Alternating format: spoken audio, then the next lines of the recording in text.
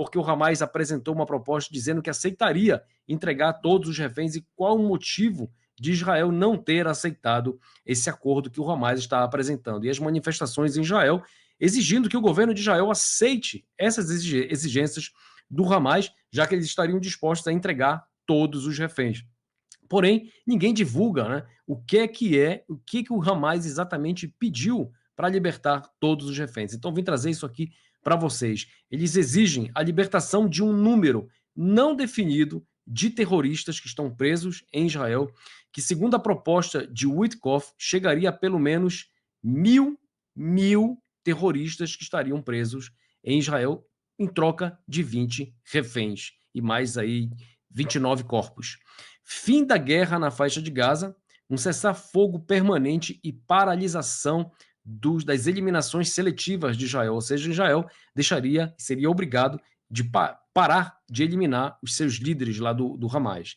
Uma retirada completa das forças de defesa de Israel da faixa de Gaza até as linhas de 6 de outubro. Você tem noção do que é isso? As linhas de 6 de outubro é onde tudo começou. São as fronteiras de Gaza, voltar para trás, sair completamente da faixa de Gaza. Abertura de todas as passagens para permitir entrada livre de suprimentos com demanda de até 600 caminhões por dia. Início de um processo de reconstrução de Gaza imediatamente, um plano de anos que custaria bilhões de dólares. Além disso, o Hamas afirmou que aceita a criação de um governo palestino independente de tecnocratas que administraria os assuntos da faixa de Gaza e assumiria responsabilidades imediatas em todos os setores. Isso significa que o braço militar do Hamas tentaria continuar a operar e se reestruturar na clandestinidade, enquanto o dia a dia seria administrado por esse órgão palestino. E pouco depois dessa declaração do Hamas, de essas exigências do Hamas, umas exigências absurdas, tenho certeza que muitos aqui não ficaram sabendo dessas exigências. A gente só escuta o título, né? O Hamas está disposto a entregar todos os reféns de uma só vez. Israel negou o acordo. Israel não quer aceitar o acordo de receber os reféns. É isso que está saindo no mundo todo, é isso que está sendo divulgado, mas esse é o conteúdo que não está sendo divulgado, porque as exigências do Hamas são absurdas. Deixar eles no mesmo lugar que estavam desde lá no dia 6, né, 6 de outubro, antes de tudo isso começar, não tocar no Hamas e simplesmente deixar eles se reestruturarem e voltarem ao poder como era antes.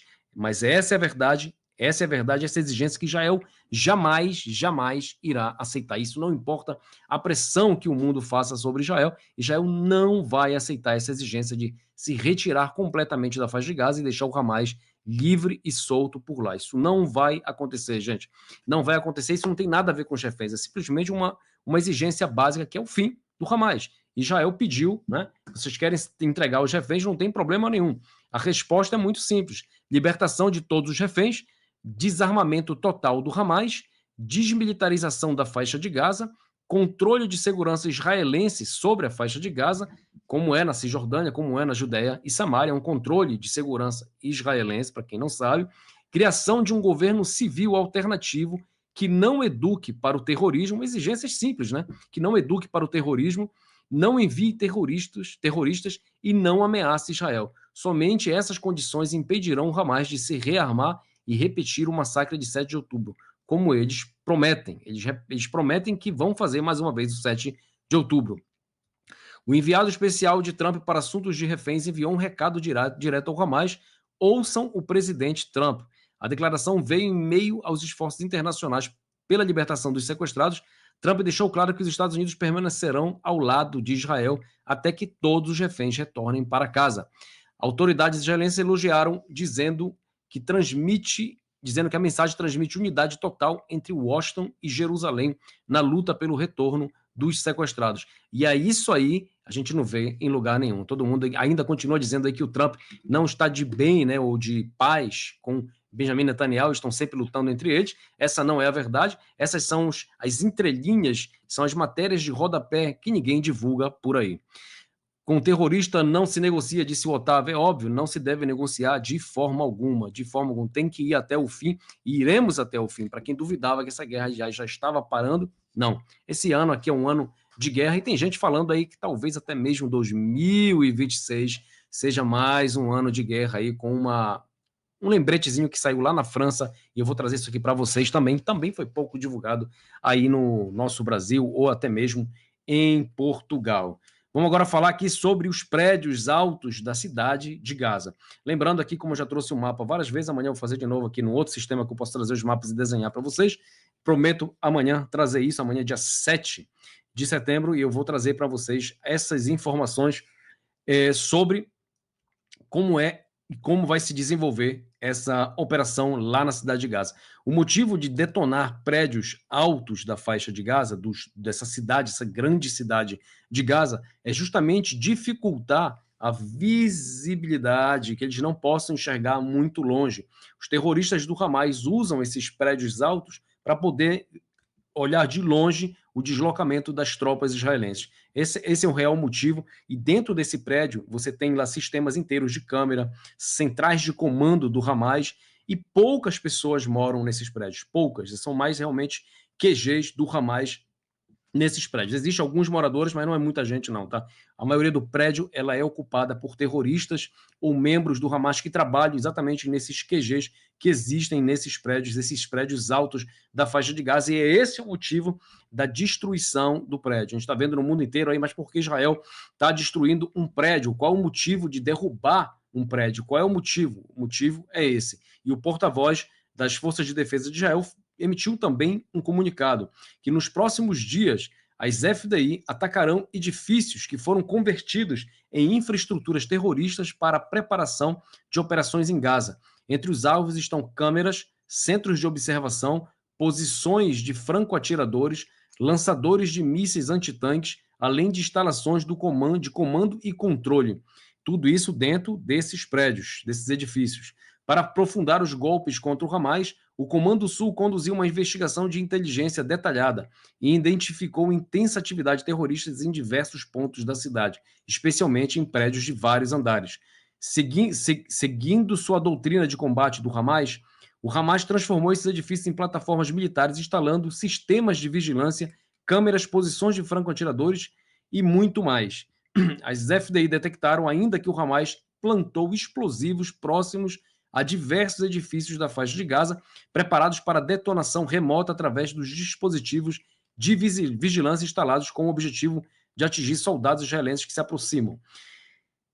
Entenda, um prédio alto, uma câmera que visualiza muito longe, quilômetros, identifica que um tanque ou soldados entraram em um determinado prédio, esse prédio previamente foi colocado explosivos dentro dele, não tem mais ninguém, os soldados entram nesse prédio para fazer uma busca por reféns ou para ver se tem terroristas lá dentro, para limpar aquele prédio, e de longe eles conseguem detonar esse explosivo. E por isso, mais uma vez, é um motivo de Israel estar destruindo esses prédios, para impedir essa facilidade de destruir e matar soldados remotamente, à distância.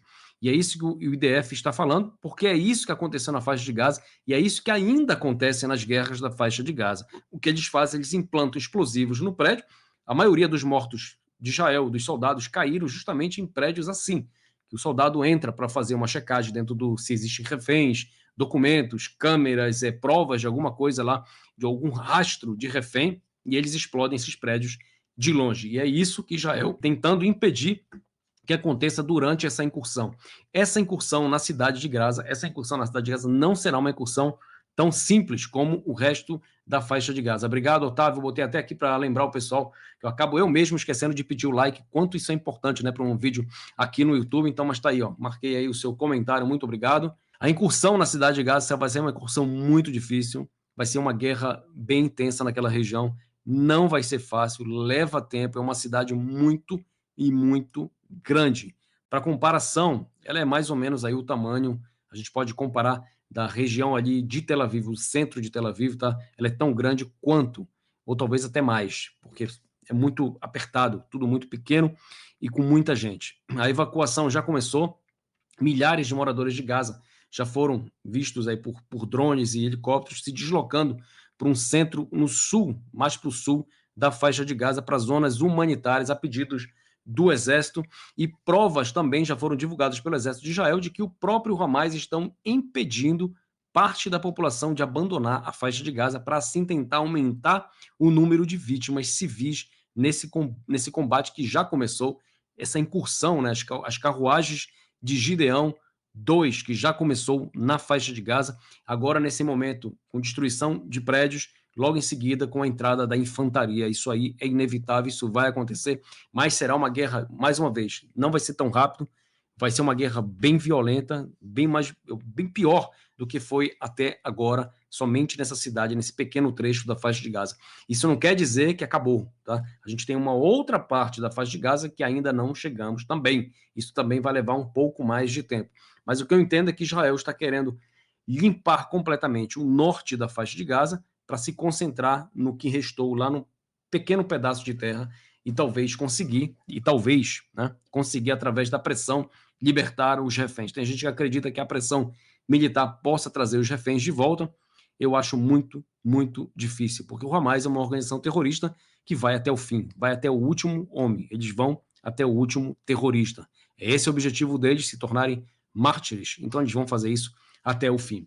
E para quem está com pena dos moradores de Gaza, lembre-se das imagens do dia 7. Ontem eu estive lá no memorial da festa nova, e aí vem uns inteligentes aqui no canal dizendo: mas é o pessoal que estava lá bebendo, se drogando, não sei. E aí? E porque eles estavam fazendo isso, é possível fazer qualquer coisa com eles? Pelo amor de Deus, né? É um ataque terrorista, gente. Não interessa quem morreu. Não importa. É um ataque terrorista. O que eles estavam fazendo lá, eu acho que isso é o que menos importa, porque depois da festa eles foram para kibbutz, e os kibbutz não estavam dançando, não estavam fazendo absolutamente nada, e passaram também pelo mesmo massacre que aconteceu. A gente não deve esquecer, e para quem tem pena, mais uma vez eu volto a falar, é só buscar as imagens do 7 de outubro, lá do 7 de outubro, você vai ver imagens da população da faixa de Gaza distribuindo doces, não é? Isso aí não é novidade para ninguém, dando docinho por cada um que eles levavam para dentro da faixa de Gaza, chutando, batendo, jogando pedra, colocando faca também, fazendo muita coisa lá. Isso está em vídeo, não tem como enganar. Os próprios terroristas filmaram. Então isso não tem como negar. Para quem tem pena desse pessoal, lembre-se disso, tá? Porque eles estão envolvidos e estavam envolvidos em todos os eventos do dia 7. Ninguém